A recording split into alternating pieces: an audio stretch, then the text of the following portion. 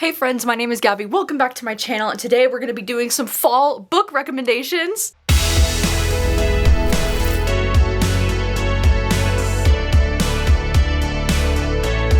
Because it's the most wonderful time of the year, because it's almost fall. Can you believe? I have a number of different recommendations, whether you are a romance reader and you want something a little bit more cozy to read in the fall, or whether you are here for all the thrills and the spooky vibes and the sci-fi. Don't worry, I've got it all covered. But before we do jump into the recommendations, I wanted to say a huge thank you to Shortform for sponsoring today's video. Shortform produces high quality guides for nonfiction books. There are so many nonfiction books out in the world, okay? And it is nearly impossible to take the time to read all of them, especially for someone like me who also enjoys reading a lot of fiction as well. But Shortform makes it easy because their guides have comprehensive coverage of the book's key ideas, and they make it clearly and simply explained. Plus, they also include some smart commentary and analysis. It's basically like if one of your smartest friends explained the book to you. Shortform covers a variety of different nonfiction genres like self-help, lifestyle, parenting, psychology, relationships, productivity, and so much more. I recently read through some of the short form for Atomic Habits by James Clear. This is a book that I've been hearing so much about over the years,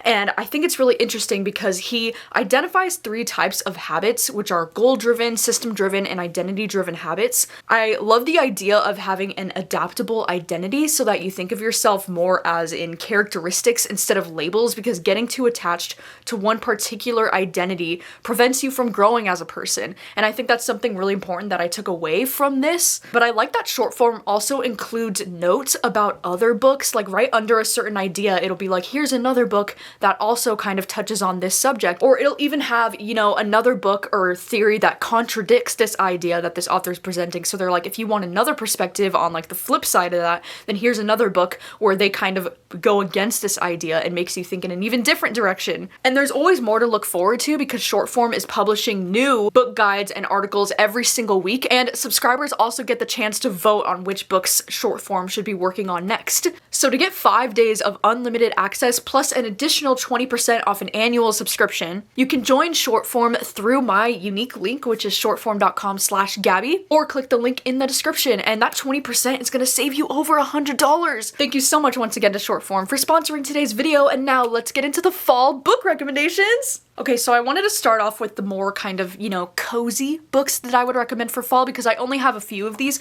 My first one, this is my go-to fall recommendation, is Pumpkinheads by Rainbow Rowell and Faith Erin Hicks, because this is a graphic novel and this is like the most fall thing I think that I've ever read, because we follow these 2 teens who are working at a pumpkin patch, and this story takes place, I'm pretty sure it takes place on Halloween or the day before Halloween, and it's just the cutest thing. Like, the colors in this graphic novel are just absolutely stunning, and I love like the vibes of them being at the pumpkin patch is just seriously so cute. And this is one that I really gravitate towards every single fall. Like, I want to reread this one again so bad just because it does have the best atmosphere. I love the pumpkin patch. It just makes me want to go to a pumpkin patch, you know? One romance that I read recently that I actually think would be a good romance for the fall is Love in the Time of Serial Killers, and this is mostly because our protagonist in this book is pretty obsessed with true crime, so much to the point where she starts to believe that her next door neighbor Sam is a serial killer, but he's actually the love interest in this book, and he ends up being one of the softest, you know, men to ever exist on this planet. I just think this would be a perfect romance to read in the fall because of the protagonist and like her obsession for true crime. I just feel like if you're looking for romance with something that's a little bit more on the like darker, spooky vibes side, if you will, then I do think this would be the perfect romance for fall. Another romance book that I wanted to recommend is The Ex-Hex, because even though this one wasn't a personal favorite of mine, it was like a 3-star, I still think that this is like the perfect romance book to read in the fall, because this is about a girl who puts like a curse on her ex-boyfriend. We also follow in this like really small town that's just really obsessed with Halloween. Like, they have this cute little like Halloween tradition and thing going on in this town. So it does have a really great atmosphere to read in the fall. Even though I wasn't the biggest fan of the actual romance happening in this book, I would recommend more reading this just for like the setting and the vibes. Another book that I would recommend that's a little bit more on the cozy side, even though this one does lean a little bit more into horror, is Cackle by Rachel Harrison. And this is one that also is just really, it has a great little small town village kind of vibe in this one, but also it's about this young woman who meets a witch and her house is like maybe haunted. Like, there's just a lot of really great atmosphere happening in this woman's house. Like, I don't know, this story was really interesting. It was a 3-star for me. Like, it wasn't a new favorite or anything, but I still had a really great time, especially with the beginning of this book. I just felt all of the fall feelings with this one, you know, like it delivered on those things for me. I feel like in every single fall recommendations video that I do, I always recommend Vicious and Vengeful by V.E. Schwab. I don't even know why, I just feel like if you plan to read these books, I do feel like fall is the perfect time to read these. Like, I don't know if it's like maybe it's like the academic setting, maybe it's because of the writing style, like I don't know what it is, but seriously, these are like peak fall books in my opinion. Because in this story, we're following these two characters named Victor and Eli, and it's kind of about how they discover how they can get superpowers and become like extraordinary people. And then it's also about how they start to use those things against each other. Like they start as like best friends and college roommates, and then they turn against each other. And this is definitely one of those stories that kind of feels like a superhero, you know, story and like a villain origin story. And, you know, it really blurs the lines between what a superhero and a villain really is. And I just absolutely love these books. I love them so much. Like seriously, if you're into superhero stuff and this sounds at all interesting to you, like this is so good. Like peak poetic cinema. I know it's not cinema, but I feel like it should be because it's so damn good. Like, oh my god. One of my more recent reads that I do think would be the perfect book to read in the fall, and specifically the end of October, is Daisy Darker by Alice Feeney. And the reason I think this would be perfect to read in October is because this book all takes place on the night of October 30th, like going into the morning of Halloween. And this thriller is one of my favorite thrillers that I've read this year. I think it has the best kind of like spooky, stormy, like island vibes. And we're following this dysfunctional family and they're getting picked off one by one, and you're trying to figure out who could the killer be. But I feel like this is such a refreshing take on that, like, you know, Agatha Christie kind of inspired story. I feel like a lot of things these days are trying to pull off this kind of Agatha Christie, like they all get picked off one by one kind of story, but I feel like Daisy Darker is pretty unique, at least in my opinion, when it comes to this kind of take on a story. And I just had so much fun with this, and I think the atmosphere, like I almost wish that I saved this to read in October because it is literally perfect. I also think another one of my recent reads, Runtime by Catherine Ryan Howard, I think this one would also be really good for the fall because this is a thriller that all takes place on the set of a horror movie, and it just has this great ambiance of like being out in the woods, kind of like in the middle of nowhere. There's a situation where our protagonist that we're following, she's the lead actress on the movie, and she's the only woman on this set. Okay, like, ooh, major red flags, major creepy factor there. And there's so many scenes in this book where she's like alone in her little cabin on the movie set, like out in the middle of nowhere, feeling very isolated and very trapped. And it's just, I don't know, like I do think this would be the perfect book to read in the fall. It definitely has those like woods vibes. Like any book that has like a lot of woods atmosphere, I feel like is perfect for the fall. I would also highly recommend A Dowry of Blood for the fall time specifically because this is a story that follows vampires, and it also has some of the most beautiful writing I think that I've ever read in a book ever, like period. This book also just, it's not too long if I'm remembering right. I think it's only about like 200 pages, but seriously, this has some of the most beautiful writing I've ever seen in my life. It's gay, there's vampires, what more do you need? Another one of my favorite thrillers that I read this year that I think would be perfect to read in the fall is Hidden Pictures, mostly because we're following this woman who's like a nanny, and she's gonna be watching over this young kid, and this young kid is drawing all of these creepy ass drawings. And it's cool because you actually do get to see some of the drawings throughout the book that this kid is drawing, and like, oh my god, I would bounce so fast if this kid that I was watching was drawing things like this. Like, absolutely not. But I just think it's so interesting, and I do think it's such a great thriller. Like, the ending isn't my personal fave. This was about like a 4-star for me, but I still think this one had really great atmosphere as well. I think it's the perfect book to read in the fall. And I think out of all the booktube picks that I have this year, I do think The Children on the Hill by Jennifer McMahon, I feel like this one would be the best one to read in the fall, so it's kind of a bummer that it was like a June pick because I do think this one screams fall for me. And this one's also really great because it has major like Frankenstein kind of vibes. I mean, I don't really know for sure because I haven't read Frankenstein, but this book compares itself to Frankenstein. I can definitely see the similarities there. This one also did kind of remind me quite a bit of like Stranger Things in a way. Like, one of the characters in this book just reminded me so much of Eleven from Stranger Things and like that whole story. So I just feel like in my soul, I feel like this would be a good one to read at this time of year. And then these next recommendations are all going to be for books that if you're just looking for a book that has really good atmosphere, which is, you know, kind of like what I was saying with like just good woods or like there's a person that's out in the woods and there's good atmosphere and good vibes. And I would definitely recommend some of these books, like Follow Me to Ground. This one is kind of like a fantasy horror story, and it's very short. It's a novella, and we follow this girl and her dad, and they have like magical abilities, but it turns out to be a little bit more like horrific than you might think. I just think this one has such great atmosphere. And then I also would recommend When the Reckoning Comes. This one is a story about how this plantation got turned into like a wedding resort, you know, vacation spot. And we're following this black woman who's going to be going to her white best friend's wedding, who's getting married on this old plantation. And this one is good for a number of reasons, but I especially think the atmosphere in this book just really felt like fall for me. I also do think The Devil Crept In by Anya Alborn, even though this one isn't my favorite from this author. This one was like a 3-star, I think, for me. But this one did have one of the best like atmospheres. In this story, we're following this young kid named Jude who's recently gone missing in their small town in Oregon. And it's interesting because we follow from the point of view of his even younger cousin as he's trying to figure out like what could have happened to him.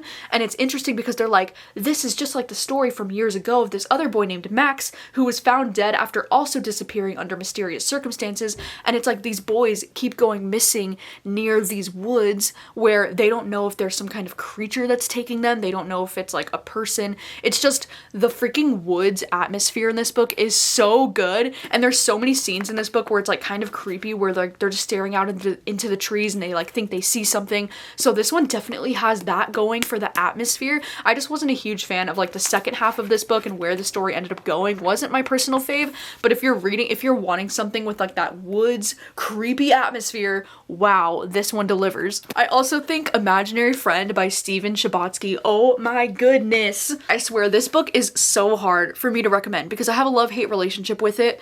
I think the first, you know, this is kind of a long book. The first 500 pages are some of my favorite horror things that I've ever read in my life. And then the last 200 pages were absolute hot garbage, like terrible, almost to the point where it like ruined the book for me. But I still recommend this because I think this is like the perfect October read. I read this one in October and I have zero regrets. And in this story, we're following this young boy who's like 7 years old and he disappears in the woods. And then after 6 long days, he comes back and he's different. Okay, he's a lot smarter than he was before. He has all this knowledge about things. It's very fascinating.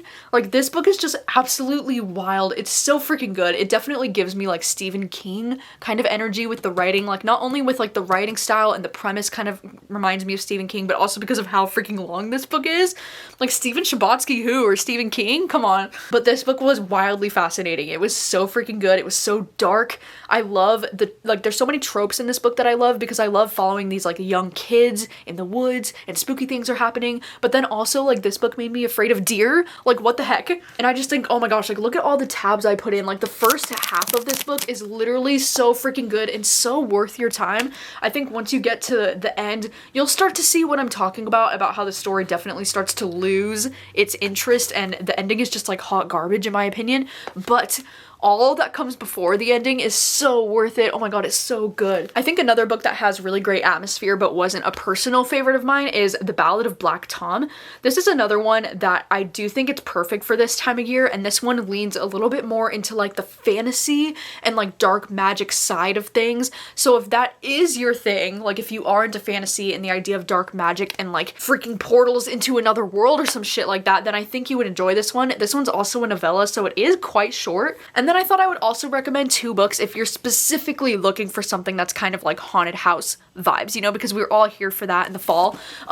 Kill Creek is probably my favorite book that I've read that involves a haunted house, because in this book we're following 4 horror authors who are all going to be staying in this house called Kill Creek, which is the most haunted house in America, and they're going to be staying the night there on the night of Halloween, and it's going to be getting live streamed to the rest of the world. And that premise is just like my favorite thing, I think, in this world. I love it so much. And I also just think this book is so meta, you know, because it's 4 horror authors who are in this situation, so there's a lot of talk about horror writing in general and like what makes something scary and horrific. And I don't know, I just love this book so much and I think it's such a great fall read. And then last year I also read White Smoke by Tiffany D. Jackson, and I think this one's also a really great kind of like haunted house story where we're following this young girl who moves into this new house with her family in kind of like a rough neighborhood, just a little sketchy neighborhood. It doesn't feel totally safe, and she starts to feel like someone is watching her in her sleep, like literally her room. She feels like there's something in there with her, and this book was terrifying. It was horrifying. I love too on the back of this how it says Get Out meets The Haunting of Hill House, because I can definitely see both of those things, and I think if you enjoyed either of those things, then you probably could enjoy this too. I also think, you know, if you're looking for something with some dark academia vibes and you haven't read If We Were Villains, then like please drop everything and read If We Were Villains, because I have to mention If We Were Villains on a fall recommendations video, because this book is peak fall vibes. Like it would be a crime against humanity to not mention If We Were Villains on a fall book recommendations video. So even though this is one that I mention every single year, it's there for a reason. It is peak cinema. I don't know why I keep saying cinema when I'm referring to books, but it is so freaking good. And this one's like one of those typical dark academia stories where there's murder, there's pretentious, you know, elite school friendships, and it's just god tier. Like it's so good. And then the last 3 books that I have are some Stephen King horror books. If you are looking for some Stephen King that you think would be best for the fall, because you know, Stephen King has so many freaking books, and if you're thinking to yourself, well, which ones would be good for the fall and which ones would be good for the summer, you know? Because at least for me personally, there are a few Stephen King books that I would recommend are probably better to read in the summertime. Like for example, It. I don't know why. It gives me the most summer vibes out of any Stephen King book. Maybe that's just me. I don't know. But some books that I think would be perfect to read in the fall are Salem's Lot. This one just has a really great, this one also has a really great actually like haunted house kind of thing happening in the town of Salem's Lot. It also involves vampires, and it's just a really fun time. They're also currently making a new adaptation of this right now with James Wan producing. So very excited. I don't know if it's actually going to be coming out this year or early next year, but either way, if you haven't read Salem's Lot yet, it would be the perfect time to do so this fall. And then also I've got to recommend, you know, my fave, Pet Sematary. This is my favorite Stephen King book that I've ever read. I think it's one of the best ones to read during the fall. I feel like this is a good Stephen King to read because it's pretty short. It's not, you know, too long compared to some of his other stuff. It's under 400 pages, and it's just the best, you know? It's god tier, top tier fave. And then also The Shining, I think would be the perfect one to read in the fall, because this one also kind of has that same trope in a way of like a haunted hotel possibly. We just follow this family as they're starting to kind of, you know, lose their goddamn minds because of the isolation, being stuck in this hotel during a snowstorm. I think because of the snowstorm, this book is probably better to read in the winter time, maybe, but I also think this one is just such a good one for the fall, you know? It just really is. All right, well, those are all of the fall book recommendations that I have for you today. I would love to know if you had any specific kind of fall book recommendations for me, especially when it comes to romance books that are perfect for the fall, because I really struggled with that, like not gonna lie. I was thinking for so long about which romance books I would recommend for the fall, and I feel like for some reason in the fall time is when I get the least motivated to read romance, because my heart is just like, no, fall is for like the thrillers and the horrors and like that time of year, you know? But like romance, I just never know what to recommend for romance books for the fall. So if you had any, you know, romance recommendations that you think would be perfect for the fall time for any particular reason, then I would love to know. You know, I would just love to know out of curiosity. And also I would love to know if you've read any of these books, if you agree that they're perfect for the fall, or if you know, have any other recommendations for books that you think would be fun to read in the fall. I would love to know. Thank you so much for watching as always, and I will see you very soon with another video. Bye.